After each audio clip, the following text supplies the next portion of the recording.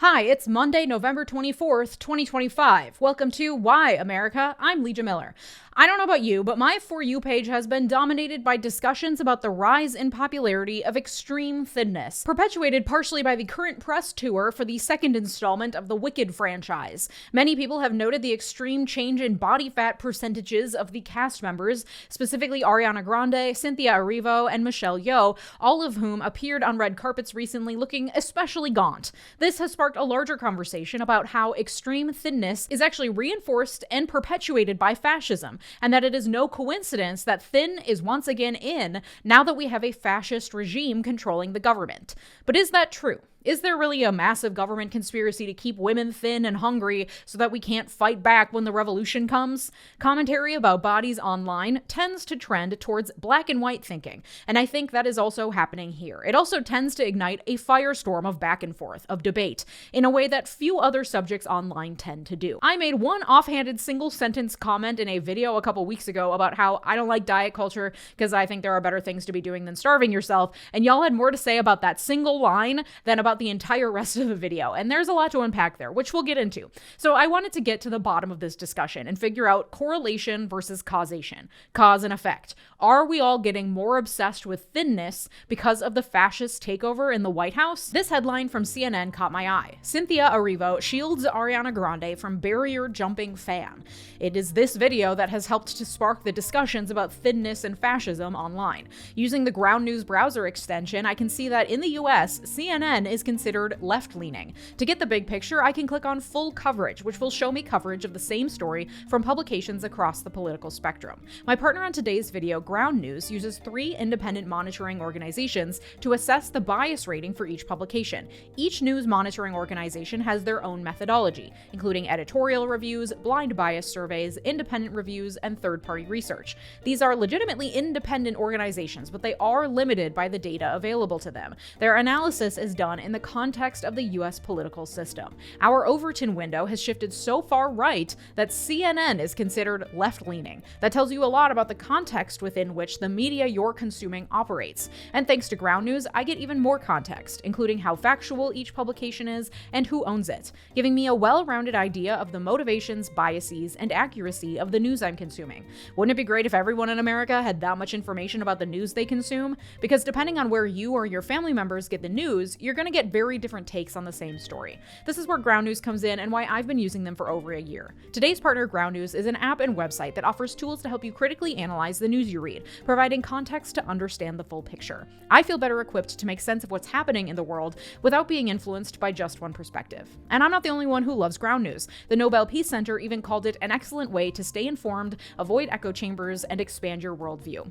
I'm always really impressed with Ground News and genuinely think they're a great resource. If you want to stay informed on US politics and more, subscribe through this QR code or my link below at ground.news/Leeja for 40% off this unlimited access Vantage plan. It comes out to $5 a month for unlimited access to all the features I've mentioned. Thanks, Ground News. First, let me take a step back to quickly define fascism, because it is a term that has been thrown around a lot lately, I think for good reason, but people tend to dismiss it as just an epithet that doesn't mean anything anymore because we use it as a label for everything. And the reality is that fascism is hard to define. It doesn't fit into a box like other isms tend to do, and it is entirely dependent on the state in which it arises. Robert Paxton's book, The Anatomy of Fascism, helps to give us a kind of definition. Under Paxton's interpretation, fascism is a mass anti-liberal, anti-communist movement, radical in its willingness to employ force, where nationhood and membership in a dominant class is put above all else, and where national unity and distinction from a class of deplorable others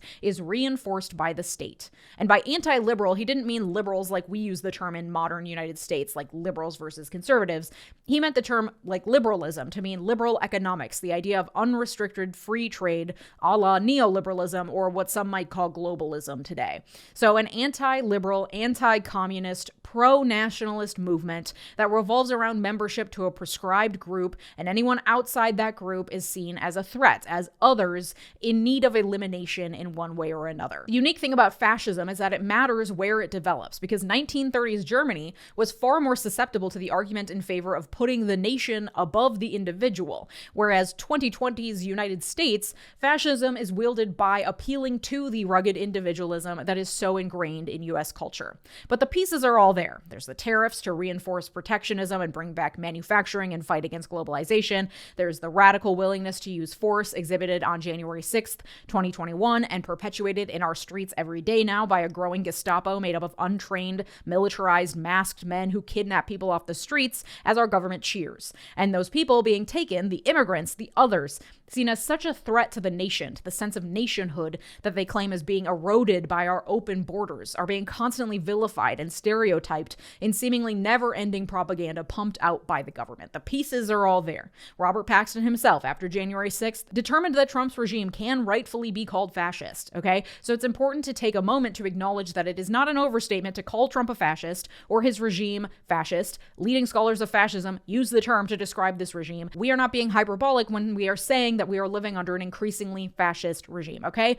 And it is true that historically, fascist regimes like Hitler's, like Mussolini's, placed a lot of emphasis on bodies, on the physical human form as a symbol of nationhood. Arno Breker was Hitler's favorite sculptor, and he helped create the mythology of the Aryan race in Nazi Germany. Perfectly proportioned, lean, muscular male figures and slender, athletic women. The agile, athletic body ideal was directly tied in Nazi propaganda with the strength and health of the nation, which was a really enticing image in a country that was struggling to regain its strength after World War I. The first president of the Weimar Republic in Germany between World War I and the rise of Hitler, Friedrich Ebert, was photographed in a bathing suit next to Defense Minister Gustav Noske, and the two were openly mocked for years afterwards because of how unfit they both looked. The public seeing this as a metaphor for the weak and flabby state of the government of Germany after the First World War. Of course, Hitler himself wasn't exactly the model of perfect athletic Aryan beauty, but we've all seen Trump and his golfing whites. That doesn't really seem to matter. As Robert Paxton told the New York Times, quote, "Focusing on leaders," Paxton has long held, "is a distraction when trying to understand fascism. What you ought to be studying is the milieu out of which they grew," Paxton said. "For fascism to take root, there needs to be an opening in the political system, which is the loss of traction by the traditional parties," he said. "There needs to be a real breakdown. Fascist movements succeed," Paxton wrote, "in environments in which liberal democracy stood accused of producing divisions and decline." And that was true in post-World War I Germany, and it sure as hell is true today in the United States, where income inequality is at an all-time high, and people are going bankrupt just trying to pay for housing, food, education, childcare, and medical bills, you know, the basics to keep themselves alive. The MAGA movement has capitalized on this desperation and directed it into hatred for their chosen other, immigrants. And much like the current milieu in the United States is ripe for fascism, it's also ripe for the re-emergence of the heroin chic aesthetic. But the thesis that I would like to present to you today is that while I think it serves the fascist agenda, I think that this is merely a happy coincidence for the fascists and not the result of some vast fascist conspiracy. Because it turns out we've been policing bodies and weight for a long, long time, and that policing serves not to uphold fascism, but instead to uphold the various ideologies that happen to serve fascism, like eugenics, the patriarchy, and neoliberalism. And listen, I can already picture the comments section. Some of you may think it's really not all that deep. In fact, I went unwillingly into the bowels of Reddit to understand some of this health-based body policing ideology, and I found myself in a subreddit called Fat Logic, which, as far as I can tell, is a community of 35,000 weekly visitors who see themselves as healthy or aspiring to be healthy and promoting health, and feel that they are diametrically opposed to what they call FAs, or fat activists, who are engaged in, quote, lengthy diatribes about how everything is society's fault. According to the page's About section, quote, falling victim to fat logic means accepting misinformation that will harm efforts to keep your body at a healthy weight or lose weight if you need to do so. There is so much to unpack about this, but I noted some common objections that these health warriors had to so-called fat activists, equating thinness with fascism, because I have seen these same ideas swirling all over the place online, including in my own comment section. Those objections include that it's not that deep. Not everything has to be political. Though I feel like if you're watching my content, you probably already understand that nothing happens in a vacuum and everything is political if you just take a second to rub two brain cells together and think about it. That's not to say that everything is a conspiracy, but everything exists within society, and the way that we think and feel about ourselves and our bodies is absolutely influenced by the society we exist in. To pretend otherwise is willfully ignorant, okay? And then a lot of the other arguments that they had against the idea that thinness serves fascism, I think stems from this idea, which again, I've seen all over the internet, that there is a very strict binary here.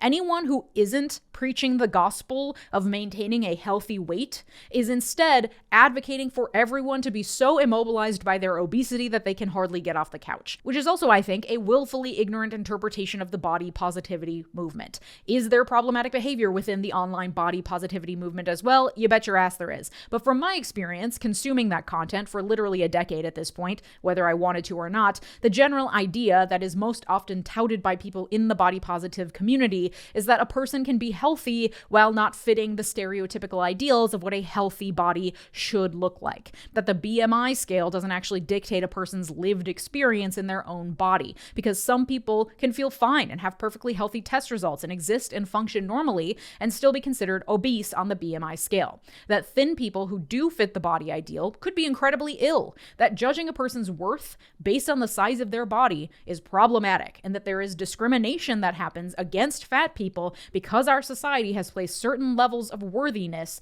onto people. That calories in versus calories out doesn't capture the whole picture of a person's weight and health. That things like poverty, childhood trauma, and mental health disorders and autoimmune disorders that are, especially in women, criminally understudied and misunderstood, play a huge role in someone's weight and someone's ability to lose weight or gain weight or maintain a healthy weight. At its best, the body positivity movement helps to complicate the conversations we have around weight and health, because it's not black and white, and we actually know very little relatively about nutrition and how the body works, despite all the advances in modern medicine that do exist. But for the people in the Fat Logic subreddit and in comment sections across the internet, having those conversations just glorifies being unhealthy and is nothing more than a misunderstanding of the clearly established basics of biology and physics. Okay, but instead of fully engaging in those arguments, I do actually want to take a step back, because this is a symptom of a larger issue that we should have a conversation about when we're talking about bodies and how they are policed in order to serve the ends of the government. Because what all of these conversations revolve around, whether within the Fat Logic subreddit or the body positivity movement or elsewhere, is this ideal of being quote unquote healthy. Not only that there is one singular ideal of what healthy looks like, but that it is assumed that all self-respecting people should strive for that singular ideal of health. And whether or not someone strives for health determines their worth on some level. This pervasive obsession with health, or even trying to convince people that health can exist at every size, kind of turns us into the proverbial fish that is so surrounded by water they don't even realize they're swimming in it. In trying to convince people that fat people can still be healthy, we're taking for granted what health is, and that it should be the ultimate end goal for everyone, and that someone's failure to at least attempt to be healthy is a deep moral failing. Once we step back and identify that assumption, now we can start having conversations around the politics of bodies. Instead of infighting in the comments section over whether or not Ariana Grande is healthy, let's discuss why we have placed so much moral emphasis on health to begin with, because that is its own social construct that has been orchestrated and promoted by individuals and governments for centuries. I'm, of course, not the first person to ever make this point. There's a great book called Fearing the Black Body, The Racial Origins of Fat Phobia by Dr. Sabrina Strings. So if I haven't convinced you that it is, in fact, that deep, please consider giving that book a read. It's really revelatory, because when we start examining how notions of health and what is the correct body to have shifted and changed throughout history, that's when we start to see how these notions perhaps are not orchestrated by fascism, but are certainly convenient for fascism to thrive. If we go back to the Renaissance, which was the 1300s through the 1600s, the aesthetic of the Rubenesque woman was the European beauty standard. These women were stately, to say the least, often somewhat muscular thanks to the influence of Greek art on the Renaissance, but also full-figured, some might say, God forbid, fat. Fatness equated to wealth, but also fertility, especially where you have a societal system dominated by feudal lords and the peasants who serve them. Then came the transatlantic slave trade, the growth of the sugarcane trade that allowed for imports of larger and larger amounts of sugar into Europe, making it a lot more affordable and accessible to the everyday commoner. It was the increase in sugar consumption that helped precipitate a growing awareness of fatness and body mass because, oh no, now the poors are getting fat.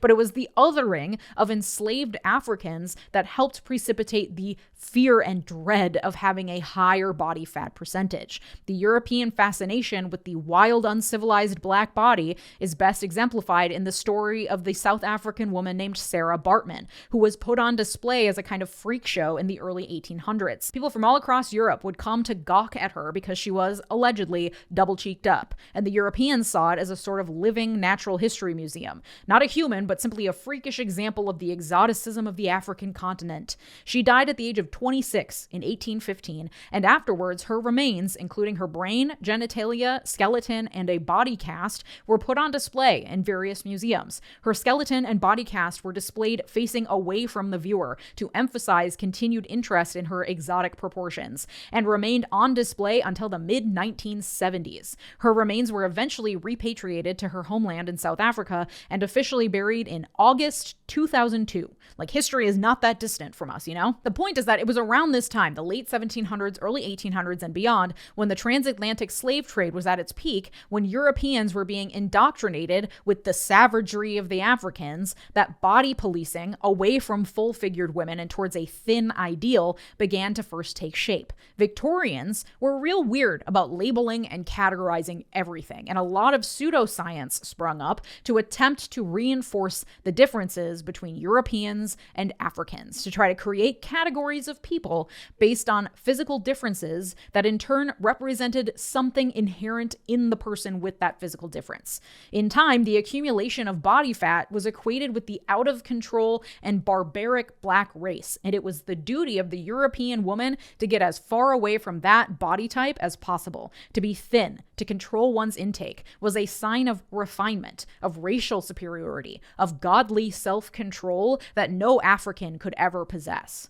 Body policing coincided with the invention of races as a means of justifying continued enslavement of human beings. It's fine because they are different and worth less than us Europeans, and attempting to reinforce the supremacy of Europe and of the white race over others. This is, of course, also when eugenics was invented to give an official air to the racism through the creation of pseudoscience that sounded legitimate but was based on nothing. That's also when the early body mass index, or BMI scale, was invented. Remember how those Victorians loved categorizing and making shit up? Yeah, this was one of those instances. In fact, the BMI scale was heavily relied upon by Francis Galton, one of the primary developers of eugenics. It was originally created by a man named 𝗖𝗓𝗡𝗘𝗧, who was on a mission to determine the social ideal of the average man. His index was never meant to be used as a medical test, but instead was simply a measure of the ideal average normal distribution of weights of men in 1835, and not even men generally. His data was taken from Scottish Highland soldiers and French soldiers, all male.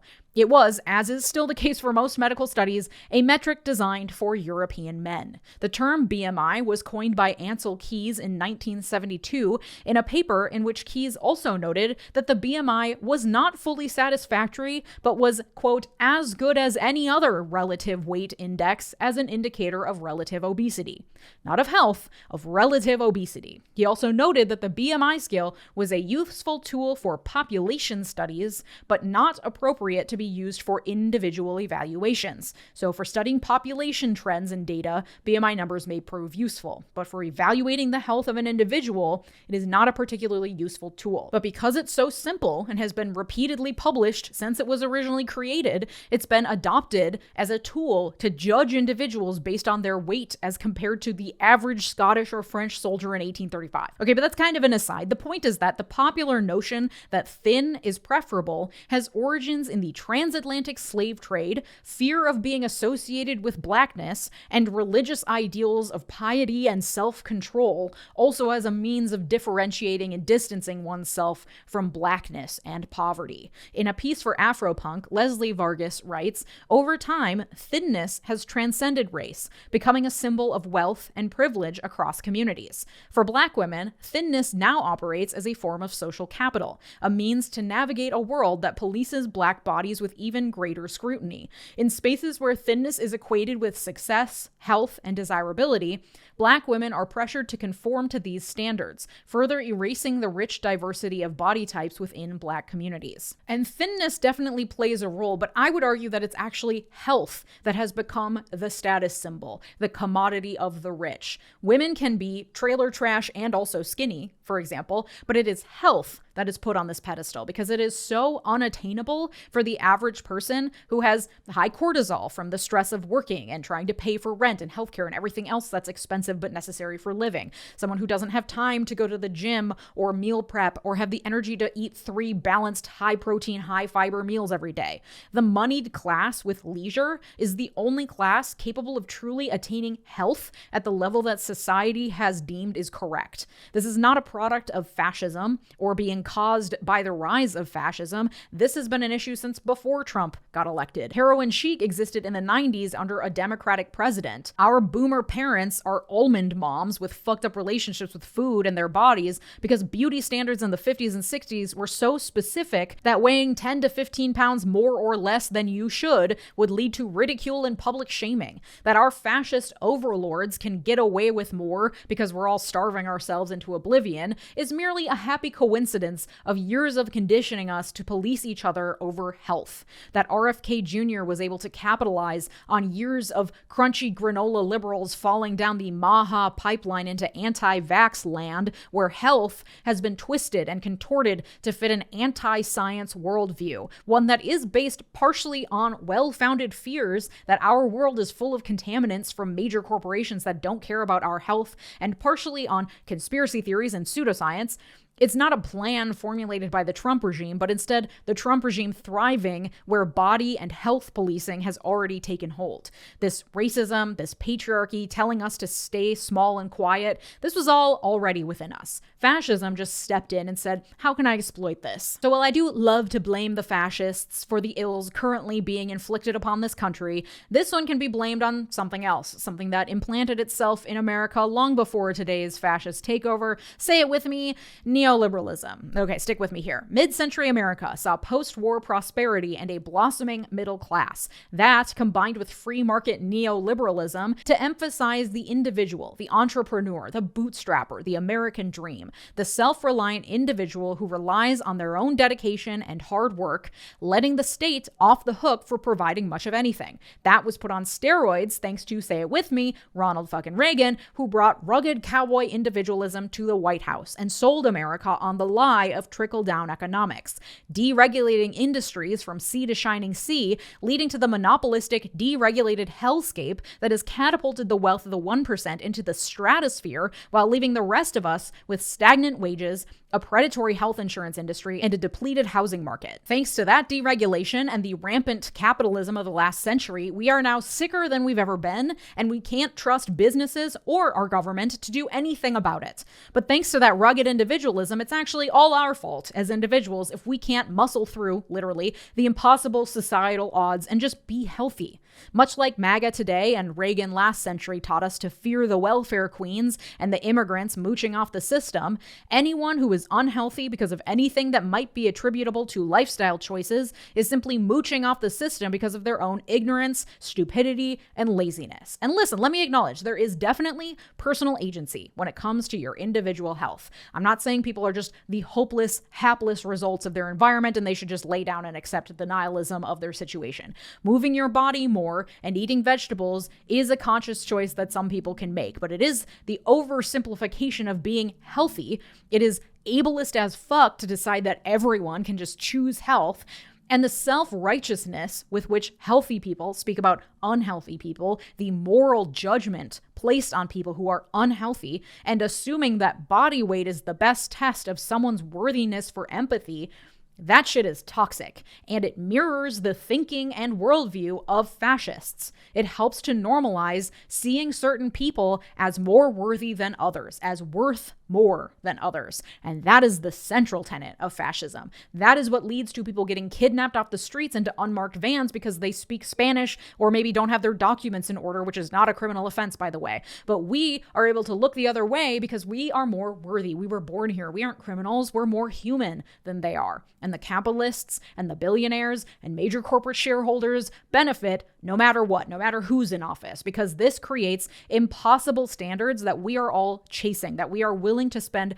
hundreds and thousands of dollars to attempt to attain. And all they have to do is tap into that desire and promise us a cure. So that when Ozempic, the miracle weight loss drug, comes onto the market, promising to fix all our ailments, to give us the thinness we so deeply desire so that we can finally prove our worth, well, the perfect storm is already there, and the drug manufacturers are simply cashing in. And it is us, online, in the comment sections, in our communities, doing the policing work that benefits the fascists and the capitalists by commenting endlessly on whether or not people are living up to the healthy ideals that they are morally supposed to live up to, including Ariana Grande and Cynthia Erivo and Michelle Yeoh, who have gone too far. And I'm not sure they're healthy. And therefore they are worthy of criticism, which lets everyone in society watching the conversation unfold know, puts them on notice that if they too step out of line of the ideals of health in either direction, this mob of criticism will come for them too. All this does is help the capitalists accumulate more wealth. Oops. So sorry. Every video lately has turned into a Marxist criticism, but yeah, here we are. Your obsession with policing the health of everyone around you only reinforces the narrative that individuals are solely to blame if they fall outside the confines of what you think is healthy. And in fact, what you think is healthy has been dictated mostly by centuries of men just making shit up, usually influenced by the patriarchy or racism or both. And therefore, it is up to individuals to force themselves to conform to these body standards. And if they can't manage to do that, then they are bad and lazy, because the end goal isn't really health. Because if these people policing other people's bodies genuinely cared about their health, that would require a level of empathy that people seem incapable of extending to those who have been othered, those seen as morally reprehensible because they aren't healthy, and it abdicates the state's responsibility to provide for its people the basics necessary to sustain life, which is what I think the state ought to be responsible for. But for capitalists, the primary usefulness of the state lies in its ability to protect property and nothing else. So by assigning blame to individuals and letting the state off the hook, you are playing into the hands of the 1% who say, yes, good, shrink the state so that I can continue to exploit people's labor and pay no taxes, while everyone who works for me remains just sick enough to be too tired to organize against me, but with just enough access to modern medicine to remain alive, to continue to labor for me because they have to, because otherwise they will have no health insurance and no home. And oops, here we are, back where every single episode has ended lately, and that is class struggle. Hello, a person can be perfectly healthy and also technically obese based on their BMI. Whether or not a person is healthy does not and should not determine their worthiness for empathy and respect. You can be the epitome of health and die of a heart attack tomorrow. You can struggle to maintain your health through no fault of your own. There are so many huge industries that depend on keeping us unhealthy in order to make their money that the odds are frankly stacked against us. You actually can't tell a person's health by just looking at them. That's literally why we have doctors and scanners and blood tests and urine tests and DEXA scans and all the other shit we rely on, so that doctors can try to see what's actually happening in our bodies, because turns out it's really complex. And while we all fight each other over whether or not we're healthy enough to deserve empathy or food stamps, meanwhile, Elon Musk has made $10 million in the time it's taken you to watch this video.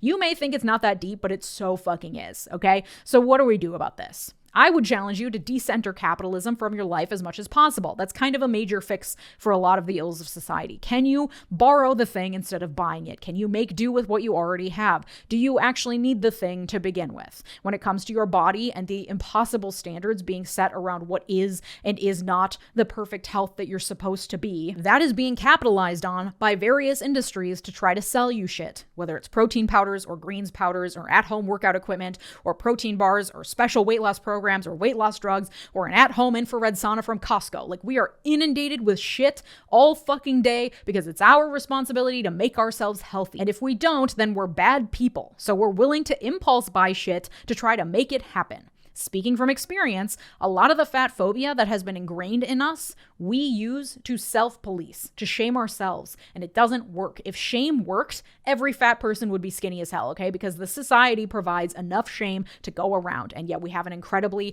unhealthy population. So a major step is also trying to contend with the preconceived notions you have about your own worth inside your own head. Food deserts, childhood trauma, stress, anxiety, expectations of productivity from 9 a.m. to 5 p.m. every day. None of this is conducive to being healthy. The food industry spends billions of dollars every year on food science that is literally specially formulated to fuck with your lizard brain so that you cannot stop eating even when you want to. The system is specially formulated to make you ill and then make you feel bad for being ill. And the standards of health that we are all being held to were largely made up and based off of centuries of misogyny, eugenics, and racism. That is so much to contend with. It's okay if your relationship with your health and your body varies from day to day. It's okay if you can't overcome the entire system while you're actively being oppressed by it. Health looks different for different people. You are not a moral failure